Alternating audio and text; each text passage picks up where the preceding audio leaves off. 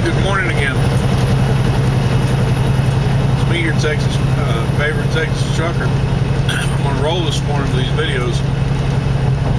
Knock out as many of them as I can. Helps keep me awake. So I just did a video a while back on some of the electronic things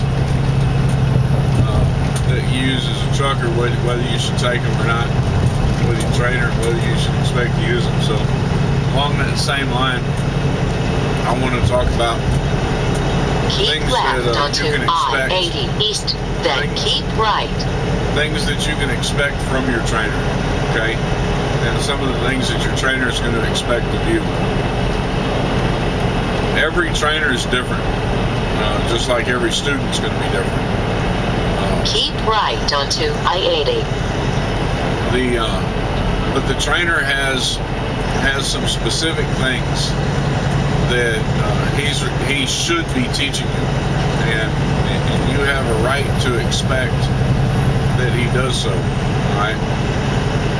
Continue on I-80.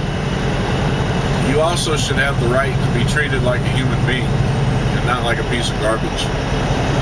Some trainers with some companies, and even some of the trainers with our own company, can be pretty harsh on the students for no real reason, just because that's the type of person they are. And it's sad that a student would have to put up with something like that. But it's part of the deal. And if it gets to the point where your personality clashes too much, then you can talk to the head of your training, and with us it's Mike Millis, and you can try to get another trainer if you need to, but really try to work it out and just try to get through these 15,000 miles in 6 weeks. That's what you have to look forward to, is 6 weeks, and you can deal with that attitude for 6 weeks if you have to. But there's still some things that you should expect. There's certain things your trainers should be teaching you. Alright, so I'll go through the list. There's no particular order that I'm going through the list in. Some trainers have an order in which they try to teach you things. Some just teach them as the situation comes up. Every trainer does things his own way. So here's a list of some of the things that your trainer should be teaching you. First and foremost, and probably the most important thing that your trainer is supposed to be able to teach you and make sure that you understand how to do is how to plan your route. You need to know how to plan your route without using a GPS. And you need to know how to stick to that route without using a GPS or your phone or any other electronic device to find your directions from point A to point B. Alright? Your trainer should teach you how to operate the Qualcomm and everything on the Qualcomm, and how what macros to use for what situations. When you get out of school, they're going to give you a laminated sheet. I've got one up over here, but they're going to give you a laminated sheet that has a list of all your macros on it. And your trainer should be teaching you what macros to use for what. When you arrive at the shipper, what do you do?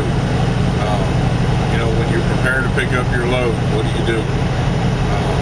When you pick up your load and you're loaded, what do you do?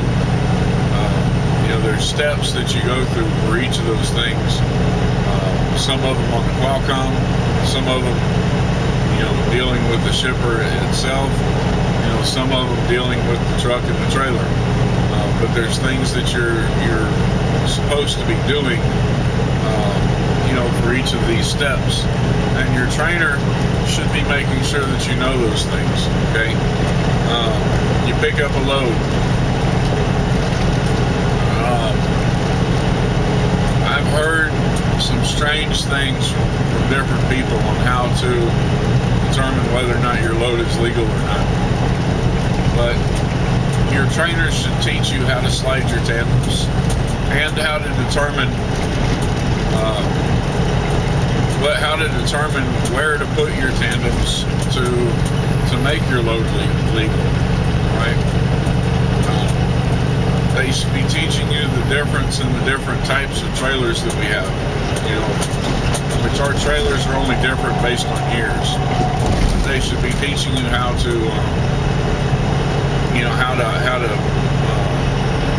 slide tandems on each of the different types of systems that we have, in the trucks, on the trailers. When you go scaling a loadout, your trainer should be teaching you how to use a cat scale, and then what information that you need to take up front to the desk in order to get your scale ticket. When you're doing an axle scale, and you're scaling one axle at a time, your trainer should be teaching you how to do that. We have an axle scale here at Millis at the Trenton yard. I absolutely detest it. I don't like it at all, period. I don't think it's accurate. I don't trust it. I don't like it. I try to avoid using it. But we also have a brewery right there, and the company requires that you scale out using that scale. They need to replace it and get something a little bit more accurate, but that's what we've got, and that's what we use. So you need to learn how to use it, and how to use it as properly as it's possible to use. Because Menards uses the same type of scale, only theirs is accurate. Let's see. Trainers taught you how to scale load, taught you how to slide your tandem so that you can scale load, taught you how to how to fix your tandems if you scale the load and it's not correct, and taught you how to navigate. All right, trainers should be teaching you.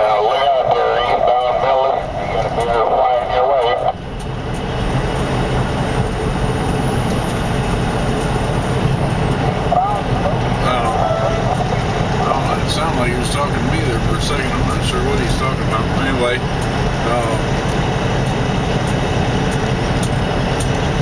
your trainer should be teaching you how to back. You're going to have to blindside back. You're going to have to sight side back. Man, that cop just went past me like a bat out of hell. Anyway, you're going to have to blindside back. You're going to have to sight side back. You're going to have to straight back. In driving, you'll probably very rarely, if ever, have to parallel park, but you're going to have to do that in order to get your driver's license. So you need to be able to parallel park, you need to be able to straight back, you need to be able to sight side back, you need to be able to blind side back, you need to be able to offset back. Those are things that your trainer should be working with you on, so that you know how to do when it's time for you to get your license, and when it's time for you to test out. And as a driver, those are things that you need to know. Okay. Pre-trip. Your driver should be going over pre-trip with you every day, because Georgia specifically will fail you for not knowing how to do a pre-trip. And let's throw the obvious one out there. If you don't know how to do a pre-trip, you're never going to know when things are going wrong with your truck. If you don't know when things are going wrong with your truck, you're going to end up on the side of the road broke down, and it could have been prevented. So, pre-trip, you need to know it. You need to do it. All right?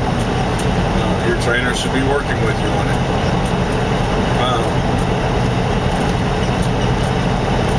Those are some basic things that your trainer should be teaching you while you're out on the road. Those are things that you should expect to learn while you're out on the road. Some of those things take some time. Backing takes a lot of practice. You're not going to get it the first shot. It's going to take you, time to get it down. But by the time you're done with that 15,000 miles, you should have had ample opportunities to back into a dock and back into parking spots, that it shouldn't be too much of a problem for you to do that. The Qualcomm can take a long time to master. It's a little confusing, and it took me almost the whole time I was training to figure it out, because there's things you forget steps. Sometimes there's so many steps to take. It's easy to forget one or two. but your trainer should be working with you on it, staying on top of you so that you get that stuff down. Now then, there's some other things that and man, if I forgot something, somebody please add that up in there. Because these are things that as a student, you don't necessarily know what it is you're not being taught. So I'm trying to tell you the things that you can expect to be taught. That way, if your trainer's not touching on these things, ask him. If he hasn't told you how to slide your tandems so that your loads are right, ask him. It's important because we haul a lot of beer, and that beer is heavy, and a lot of times we're running right on the edge of being over gross, and we've got to slide those tandems.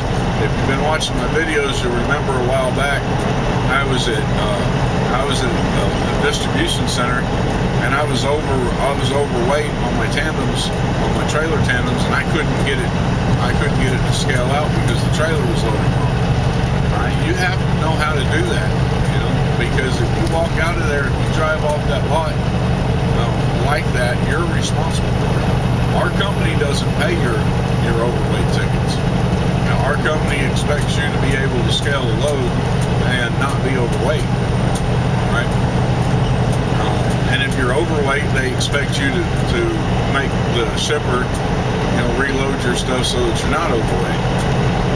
I've only been overweight one time, so it doesn't happen that often. But there's been many times when I've had to jack with those tandems to get my weights just right. And if you don't know how to do that, you need to get with your trainer. Does moving the tandems forward put more weight on the trailer, or does it put more weight on the drive? If you move the tandems back, how far back can you move them without violating the bridge law?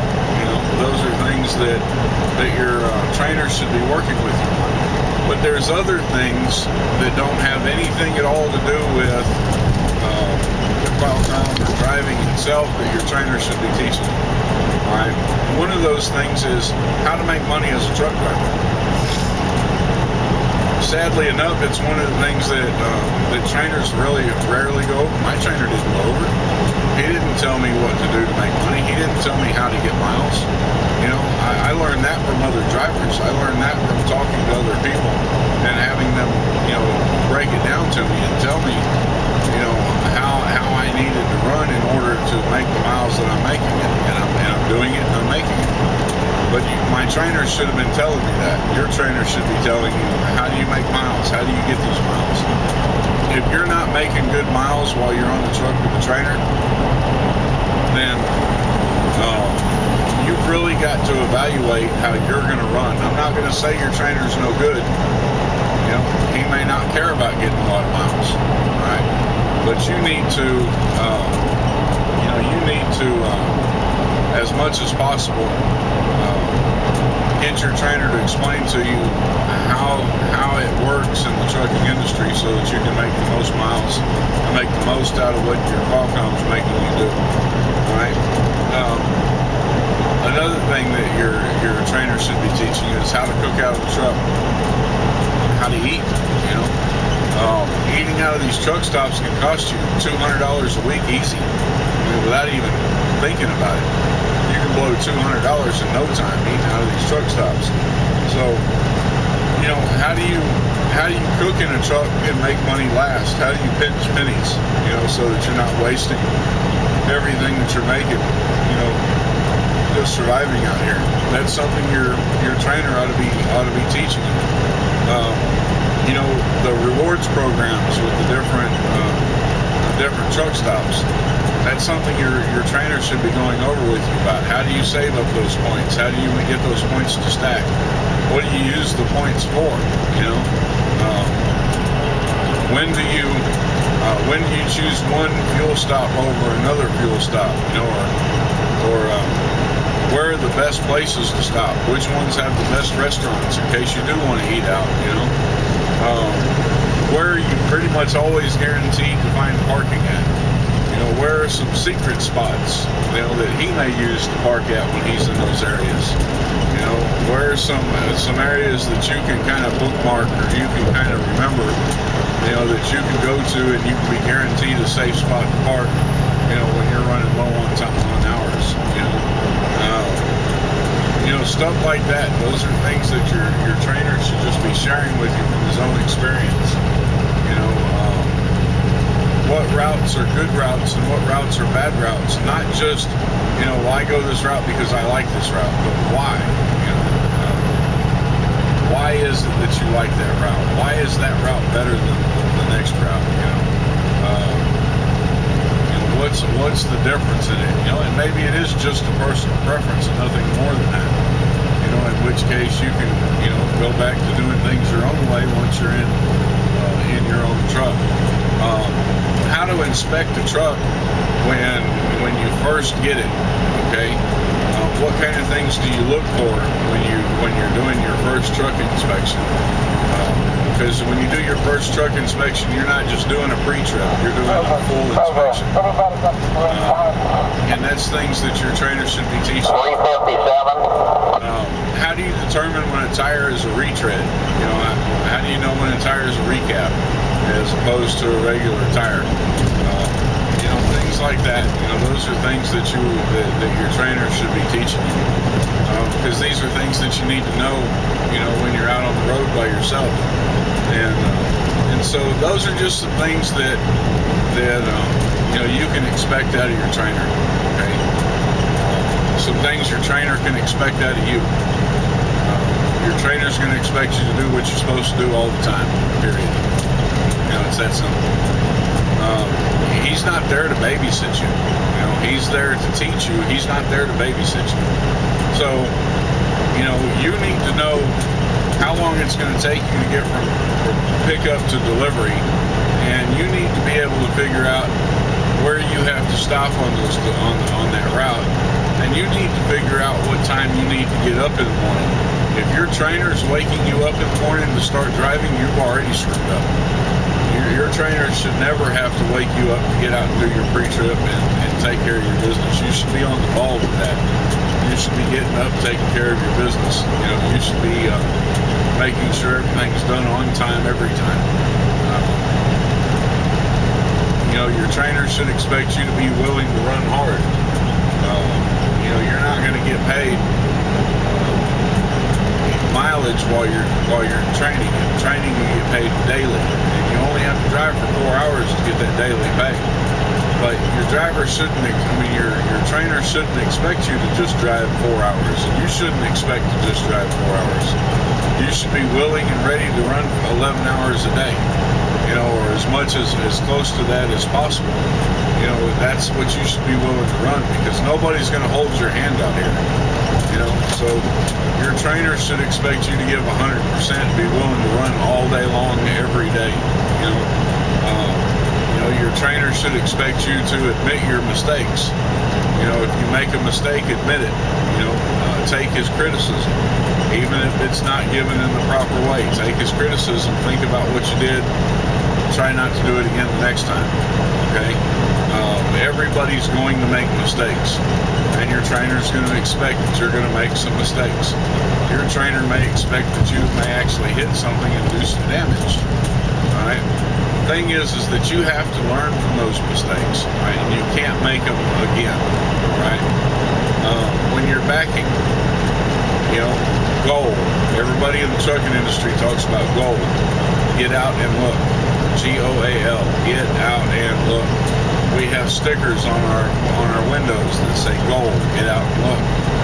Your trainer should expect that you're going to get out and look. You know, get out and see what kind of clearance you've got.